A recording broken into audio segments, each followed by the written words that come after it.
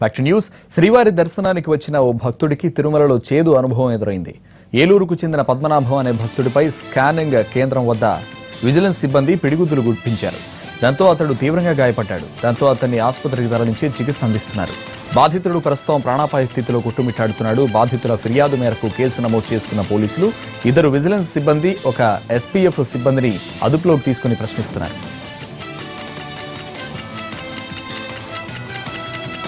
Vigilance సిబ్బంది దాడిపై మరింత సమాచారం మా ప్రతినిధి మోహన్ అందిస్తారు. మోహన్, విజిలెన్స్ సిబ్బంది దాడిలో గాయపడ్డ భక్తుడి పరిస్థితి ఎలా ఉంది ప్రస్తుతం?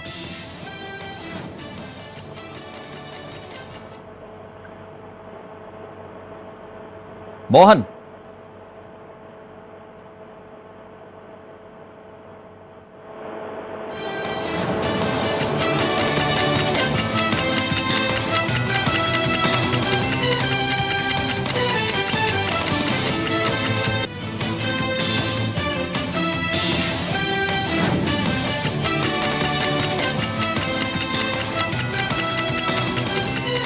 శ్రీవారి దర్శనానికి వచ్చిన ఓ భక్తుడికి తిరుమలలో చేదు అనుభవం ఎదురైంది. ఏలూరుకు చెందిన పద్మనాభం అనే భక్తుడిపై స్కానింగ్ కేంద్రం వద్ద విజిలెన్స్ సిబ్బంది పిడిగుద్దులు గుప్పించారు. దాంతో అతడు తీవ్రంగా గాయపడ్డాడు. అతన్ని ఆసుపత్రికి తరలించి చికిత్స అందిస్తున్నారు. బాధితుడు ప్రస్తుతం ప్రాణాపాయ స్థితిలో కొట్టుమిట్టాడుతున్నాడు. బాధితుల ఫిర్యాదు మేరకు కేసు నమోదు చేసుకున్న పోలీసులు ఇద్దరు విజిలెన్స్ సిబ్బంది, ఒక ఎస్పీఎఫ్ సిబ్బందిని అదుపులోకి తీసుకుని ప్రశ్నిస్తున్నారు.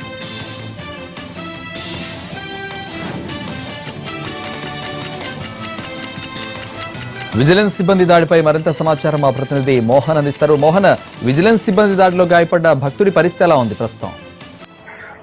శ్రీవారి దర్శనానికి వస్తున్నటువంటి భక్తుల పట్ల టీటీడీ విజిలెన్స్ సిబ్బంది వ్యవహార శైలి తీవ్ర విమర్శలకు దాడి చేయాలి.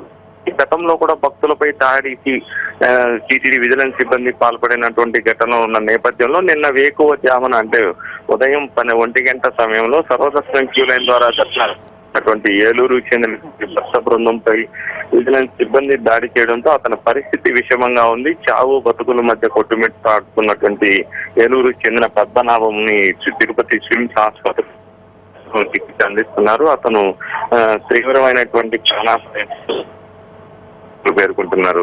ఇక కుటుంబ సభ్యులతో కలిసి మనవడి అన్న ప్రార్థన కోసం శ్రీవారి దర్శనార్థం తిరుమల చేరుకున్నటువంటి పద్మనాభం సర్వదర్శనం క్యూ లైన్ ద్వారా ఆలయ ప్రవేశం చేస్తున్నటువంటి సమయంలో శ్రీవారి ఆలయ మహాద్వారానికి సమీపంలో ఉన్నటువంటి స్కానింగ్ కేంద్రం వద్ద తనిఖీలు నిర్వహిస్తున్నటువంటి సిబ్బంది పద్మనాభంతో పాటు ఉన్నటువంటి కుటుంబ సభ్యులు ముందుగా క్యూ లైన్ లో వెళ్తున్నటువంటి నేపథ్యంలో అతను మహిళలు తనిఖీ చేసేటటువంటి కేంద్రం వైపు వస్తుండగా అక్కడ ఉన్నటువంటి సిబ్బంది పద్మనాభం అడ్డగించారు. తనకి తెలియక ఇటువైపు వచ్చానంటూ కూడా చెప్తున్నప్పటికీ అతన్ని వెనక్కి నెట్టివేసి అతనిపై దాడికి పాల్పడినట్లుగా కూడా అక్కడ ఉన్నటువంటి వారి కుటుంబ సభ్యులు పేర్కొంటున్నారు. తాను గుండెపోటు ఉన్నటువంటి భక్తుడిని తనకు అటువంటి ఇబ్బంది ఉందని చెప్తున్నప్పటికీ కూడా టీటీడీ సిబ్బంది పిడిగుద్దులు గుప్పించినట్లుగా కూడా వారి కుటుంబ సభ్యులు పేర్కొంటున్నారు. దీనికి సంబంధించి పోలీసులకు ఫిర్యాదు చేయడంతో ఇప్పటికే పోలీసులు టీటీడీకి సంబంధించినటువంటి ఇద్దరు విజిలెన్స్ సిబ్బందితో పాటు ఒక ఎస్పీఎఫ్ సిబ్బందిని కూడా అదుపులోకి తీసుకుని విచారణ చేస్తున్నారు. ఉన్నటువంటి నేపథ్యంలో అతనిపై అరెస్ట్ చేసే అవకాశాలు కనిపిస్తున్నాయి. మోహన్.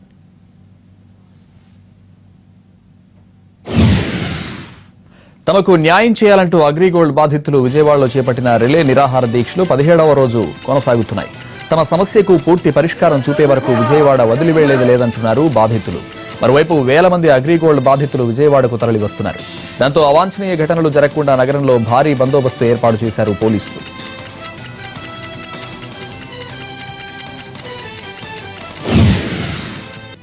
అమరావతిలో ప్రస్తుతం జరుగుతున్న అసెంబ్లీ సమావేశాల్లోనే అగ్రిగోల్డ్ పై స్పష్టమైన ప్రకటన చేయాలని డిమాండ్ చేస్తున్నారు బాధితులు.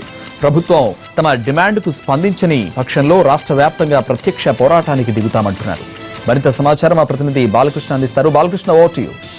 ప్రభుత్వం నుంచి స్పష్టమైన ప్రకటన వచ్చే వరకు విజయవాడని వీడేది లేదంటున్నారు అగ్రిగోల్డ్ బాధితులు. గత 15 రోజుల నుంచి రోజు రోజుకి ఉధృతం చేస్తూనే ఉన్నారు తమ ఉద్యమాన్ని. ఇప్పటివరకైనా తమకు న్యాయం చేయాలంటూ వీరు కోరుతున్నారు. మరోవైపు రిలే నిరాదీక్షలతో పాటు రోజుకు 5 మంది చెప్పు ఆమరణ నిరాదీక్ష కూడా సిద్ధమయ్యారు. సార్, ఇదే పాటు ఈరోజు ఉదయం నుంచి చూస్తున్నాం అటువైపు వైసీపీ సభ్యులు కూడా వాయిదా తీర్మానం ప్రవేశపెట్టడం జరిగింది. దానిపై ప్రభుత్వం అటు స్పీకర్ కూడా కొంతవరకు దీన్ని ఈరోజు వద్దు అని చెప్పి కూడా చెప్పడం జరిగింది. మరోవైపు దీనిపై అసెంబ్లీ కూడా స్తంభింపు చేసిన వైసీపీ నాయకులు తర్వాత 10 నిమిషాలు వాయిదా తర్వాత కూడా ఈ 344 రూల్ కింద దీన్ని తీసుకుంటామని చెప్పి చెప్తున్నారు. సార్ ఈ పొద్దున్న నుంచి అసెంబ్లీని చూస్తున్నారు, ఒకవైపు వైసీపీ సభ్యులు స్తంభించినా కూడా ప్రభుత్వం మరోవైపు దాటవేసే చర్యలు చేస్తుంది. దీనిపై ఏమంటారు?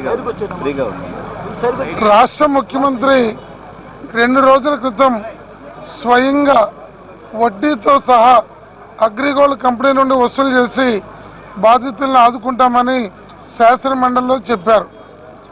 అదే రాష్ట్ర ప్రభుత్వం ఈరోజు అసెంబ్లీలో కోర్టులో ఉందని మరో పేరుతోటి చర్చను దాటవేయటం కన్నా సుస్పష్టమైన హామీని బాధితులకు ఇవ్వడం ద్వారా వారి ప్రాణాలను కాపాడాలి. ఇవాళ మా ఉప ప్రధాన కార్యదర్శి చంద్రశేఖర్ నేతృత్వంలో 6వ రోజుకి ఆమరణ నిరాహార దీక్ష చేరింది. నిన్న వేలాది మంది విజయవాడని స్తంభింపజేశారు. ఈరోజు పిలవకుండానే ఇప్పటికి వందలాది మంది ఈ శిబిరానికి చేరుతున్నారు. రాష్ట్ర ప్రభుత్వం నుండి 20,000 లోపు ఉన్నటువంటి పేదలకి 1,180 కోట్లు, ఎవరైతే అగ్రి దొంగలు ఉన్నారో వాళ్ళ అరెస్టు, డబ్బు పూర్తిగా చెల్లించిన వారికి స్థలాల రిజిస్ట్రేషన్ లాంటి కీలకమైన వాటికి సమాధానం రాకుండా ఈ విజయవాడని, ఈ అమరావతిని వీడేది లేదు. అది 37 దాకా ఉంటే 37 దాకా ఉంటాము. ఇవాళ ప్రాణ త్యాగాలకైనా సిద్ధంగా ఉన్నారు. చాలా నమ్రతతోటి, వినమ్రతతోటి ఈ లక్ష్యం సాధించడానికి మేము కట్టుబడి శాంతియుతంగా ఉన్నాము. ఈ వాస్తవ విషయాన్ని అర్థం కాకుండా కొంతమంది అధికారులు తప్పుదోవ పట్టిస్తున్నారు. అలాంటిది కాకుండా ఈరోజు దీనికి పరిష్కారం చూపుతారనే విశ్వాసంతో ఆయన సామర్థ్యము, తెలివితేటలు ఇక్కడ పొరపాటు నిర్ణయానికి పోనివ్వని నేనైతే బలంగా నమ్ముతున్నాను. సార్ చూస్తున్నారు, గత పొద్దున్న నుంచి కూడా 8 గంటల సభ వాయిదా కూడా పడింది. ఈ సభ స్తంభింపం కూడా జరిగింది వైసీపీ జనం. మరోవైపు వైసీపీ ఎమ్మెల్యేలు కూడా ఆరోపిస్తున్నారు 105 మంది చనిపోతే ఎందుకు సభలో మీరు చర్చకు సిద్ధం కావట్లేదని. దీనిపై ఏమంటారు? 107 మంది చనిపోయినా ఈ ప్రభుత్వానికి దున్నపోతు మీద వర్షం కురిసినట్టుగా ఉంది, చీమ కుట్టినట్టు లేదు. దురదృష్టం ఏంటంటే విజయవాడ నగరానికి చెందిన శాసనసభ్యుడే ఇది కోర్టులో ఉంది, దీన్ని పరిష్కారం అయిపోయిందని చెప్పడం అంటే అది చాలా హాస్యాస్పదం. 107 మంది చనిపోతే నీకు ఆ చావులు కనపట్టలేదని చెప్పి అడుగుతున్నా. అలాగే ఈ ప్రజా వ్యతిరేక పని, అలాగే అవ్వాస్ బ్రదర్స్ ఏజెంట్లుగా పనిచేసేటువంటి శాసనసభ్యుల భర్తం పడతాము, అవసరమైతే బొండా ఉమామహేశ్వరరావు ఇంటిని దిగ్బంధనం చేస్తామని చెప్పి హెచ్చరిస్తున్నాం. తక్షణమే రాష్ట్ర ముఖ్యమంత్రి గారు సానుకూలతతో, సానుభూతితో తక్షణమే ఈ సమావేశాల్లో ఈ రోజునే దీనికి తుది పరిష్కారం చూపాలని చెప్పి విజ్ఞప్తి చేస్తున్నాం. ఇది చూస్తున్నాం, అగ్రిగోల్డ్ బాధితులు చెప్తున్న ప్రకారం అయితే ముఖ్యమంత్రిని తప్పుదోవ పట్టిస్తున్నారు. సరైన చర్యలు తీసుకోకుండా ముఖ్యమంత్రిని అధికారులతో పాటు వీళ్ళు కూడా తప్పుదోవ పట్టిస్తున్నారు. ఇదే విధంగా జరగకుండా ఈ అసెంబ్లీ సమావేశాల్లోనే స్పష్టమైన హామీ ఇవ్వండి, ఒకవేళ అదే హామీని మాకు ఇవ్వకపోతే ఇక క్షేత్రస్థాయి ఉద్యమాలకు కూడా సిద్ధమవుతాం, ప్రతి ప్రజా నాయకుడు ఎవరైతే ఉన్నారో ఎమ్మెల్యేలతో సహా అందరి ఇళ్లను కూడా ముట్టడించడానికి మేము సిద్ధమవుతామని చెప్పేసి ఇక్కడ అగ్రిగోల్డ్ బాధితులు చెప్తున్న పరిస్థితి ఉంది. కెమెరామెన్ శ్రీనివాస్తో బాలకృష్ణ, ఎన్టీవీ, విజయవాడ. కాపుల్ని బీసీలో చేర్చే అంశంపై అభిప్రాయ సేకరణ చేస్తున్న జస్టిస్ మంజునాథ కమిషన్ ఈరోజు కాకినాడలో బహిరంగ విచారణ చేపడుతోంది. ఈ సందర్భంగా ఎలాంటి అవాంఛనీయ సంఘటనలు తలెత్తకుండా భారీ భద్రతా ఏర్పాట్లు చేపట్టారు. ఇప్పటికే 12 జిల్లాల్లో అభిప్రాయ సేకరణ చేసిన మంజునాథ కమిషన్ తూర్పు గోదావరి జిల్లాలో 2 రోజుల పర్యటనలో భాగంగా కాకినాడలో బహిరంగ విచారణ చేపట్టనుంది. రంగరాయ మెడికల్ కాలేజీ ఆడిటోరియంలో జరిగే ఈ కార్యక్రమంలో బీసీ జాబితాలోని కులాల గ్రూపులు మార్పులపై వివరాలు సేకరిస్తారు. నిజామాబాద్ జిల్లా బోధన్ కమర్షియల్ ట్యాక్స్ స్కామ్ లో కీలక నిందితుడు శివరాజును అరెస్ట్ చేసి మెజిస్ట్రేట్ ముందు హాజరుపరిచారు సిఐడి అధికారులు. శివరాజును జ్యుడిషియల్ రిమాండ్కు ఆదేశించడంతో నిజామాబాద్ జైలుకు తరలించారు. నకిలీ చలాన్ల కుంభకోణం కేసులో శివరాజ్, అతని కుమారుడు సునీల్ ప్రధాన నిందితులు. శివరాజ్ను 4 రోజుల క్రితమే సిఐడి అధికారులు పాండిచ్చేరిలో అదుపులోకి తీసుకున్నట్టు వార్తలొచ్చాయి. కానీ అతన్ని ఈ రోజు కోర్టు ముందు హాజరుపరిచారు అధికారులు. శివరాజ్ను కస్టడీలోకి తీసుకోవడం కోసం సిఐడి కోర్టులో పిటిషన్ దాఖలు చేసే అవకాశం ఉంది.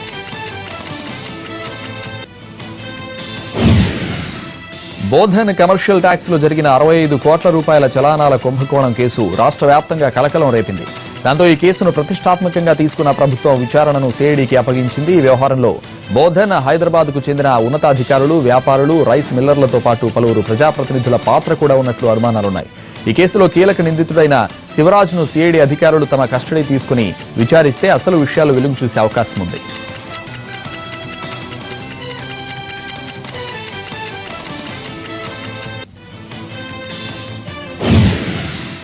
పశ్చిమ రాయలసీమ పట్టభద్రుల నియోజకవర్గ ఎమ్మెల్సీ ఎన్నికల్లో వైసీపీ అభ్యర్థి గోపాల్ రెడ్డి విజయం సాధించారు. టీడీపీ అభ్యర్థి కేజే రెడ్డిపై 14,146 ఓట్ల మెజారిటీతో ఆయన విజయం సాధించారు.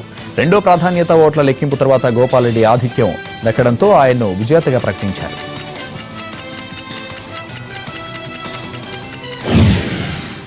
ఉద్యోగులు, నిరుద్యోగులు, కార్మికుల సమస్యల పరిష్కారానికి రాజీలేని పోరాటం చేస్తానన్నారు గోపాల్ రెడ్డి. ప్రజల్లో వైసీపీకి మద్దతు ఉండడం వల్లే తన విజయం సాధ్యమైందన్నారు.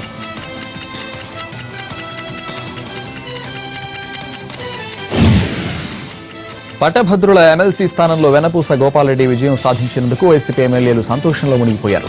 అసెంబ్లీ ప్రాంగణంలోని వైసీపీ ఎల్పీలో ఎమ్మెల్యేలు స్వీట్లు పంచుకున్నారు. జగన్ కు పార్టీ నేతలు, ఎమ్మెల్యేలు స్వీట్లు తినిపించారు. లాబీలో టీడీపీ నేత కాలువ శ్రీనివాసులకు కూడా స్వీట్లు ఇచ్చారు వైసీపీ ఎమ్మెల్యే కోడుమూరు శ్రీనివాసులు. అయితే తనకు షుగర్ ఉందంటూ వాటిని తిరస్కరించారు కాల్వ.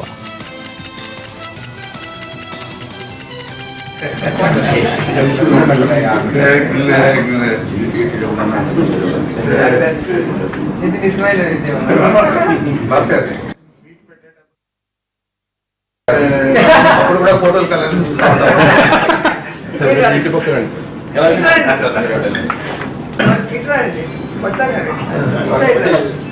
అటెండ్ శివ అటెండ్ శివ అక్కడ కూడా మెమరీ అంతే ఫోటో అక్కడ అసలే షుగర్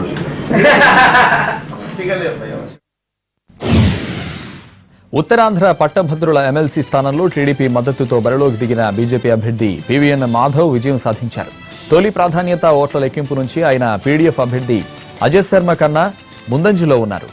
రెండో ప్రాధాన్యత ఓట్ల లెక్కింపుతో మాధవ్ గెలుపొందినట్టు అధికారులు ప్రకటించారు. మరోవైపు తూర్పు రాయలసీమ పట్టభద్రుల నియోజకవర్గం నుంచి పీడీఎఫ్ తరపున బరిలో దిగిన ఎండమల్లి శ్రీనివాసులరెడ్డి విజయం సాధించారు. టీడీపీ అభ్యర్థి వేమిరెడ్డి పట్టాభిరామరెడ్డిపై 3,500 ఓట్ల ఆధిక్యంతో ఆయన గెలుపొందారు.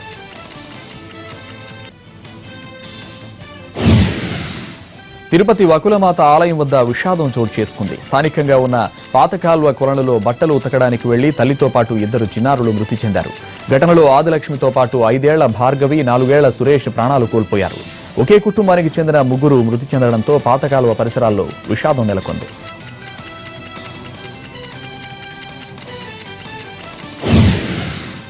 విశాఖ జోడుగుళ్లపాలెంలో విషాదం జరిగింది. సరదాగా గడిపేందుకు బీచ్కు వచ్చిన ఇంటర్ విద్యార్థులు అలల ధాటికి కొట్టుకుపోయారు.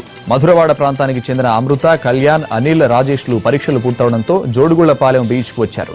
వీరంతా స్నానానికి సముద్రంలో దిగిన సమయంలో ఒక్కసారిగా భారీ కెరటం విరుచుకుపడింది. అలల ధాటికి అమృత, కళ్యాణ్ కొట్టుకుపోగా మిగిలిన 2 సురక్షితంగా బయటపడ్డారు. కాసేపటికే అమృత మృతదేహం తీరానికి కొట్టుకొచ్చింది. కళ్యాణ్ కోసం గాలింపు కొనసాగుతోంది.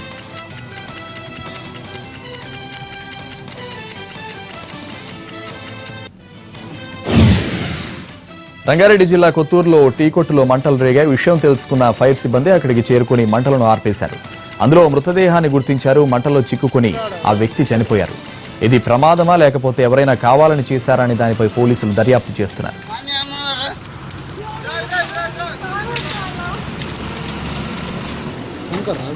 ఫోన్ చేసిన వస్తున్నాను. అదే నీళ్ళు వచ్చినా కానీ ఏడవద్దా ఫైర్ స్టేషన్ కావాలా?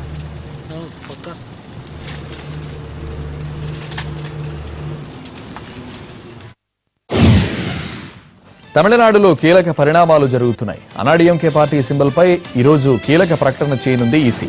దాంతోపాటు అన్నాడీఎంకే పార్టీ జనరల్ సెక్రటరీగా శశికళ ఎంపికపై కూడా ఈసీ నిర్ణయం వెలువడనుంది. ఇదే అంశంపై అన్నాడీఎంకే పార్టీ కార్యకర్త జోసెఫ్ వేసిన పిటిషన్ కూడా మద్రాస్ హైకోర్టులో విచారణకు వస్తోంది. కోర్టు కనుక శశికళ నియామకం చెల్లదని తీర్పిస్తే ఆమె పార్టీ డిప్యూటీ జనరల్ సెక్రటరీగా నియమించిన టీటీవీ దినకరన్ నియామకం కూడా చెల్లకుండా పోతుంది. దీంతో పార్టీ ప్రెసిడెంట్ చైర్మన్ మధుసూదన్ ఉన్న పన్నీర్ వర్గం విజయం సాధించినట్టవుతుంది. మరోవైపు టీటీవీ దినకరన్ ఫెరా కేసుకు సంబంధించి విచారణను ఎల్లుండికి వాయిదా వేసింది చెన్నై ఎగ్మోర్ కోర్టు. త్వరలో ఆర్కే నగర్ ఉప ఎన్నికలు ఉండడంతో పార్టీ గుర్తు ఎవరికి కేటాయిస్తారన్నది తమిళనాట ఉత్కంఠగా మారింది.